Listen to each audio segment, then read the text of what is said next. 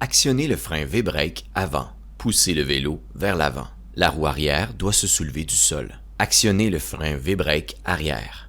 Poussez le vélo vers l'arrière. La roue avant doit se soulever du sol.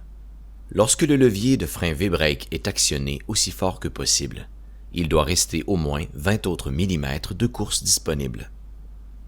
Il se peut que vous pressiez plus fort sous le coup de la peur et le système doit pouvoir y faire face.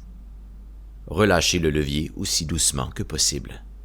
Cette manipulation devrait révéler si le système a tendance à rester on.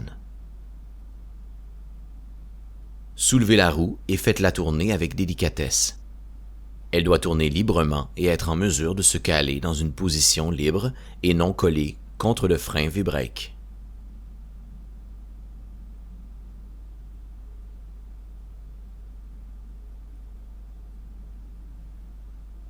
Les gaines de frein doivent être exemptes d'éraflures ou de fissures.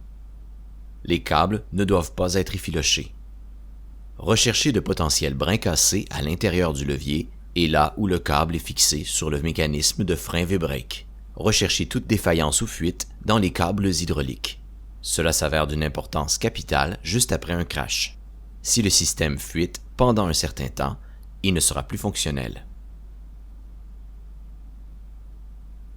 Les porte-patins doivent être solidement fixés et toucher la jante, non le pneu. Il doit y avoir suffisamment de matériel dans les patins pour durer tout le long du voyage proposé.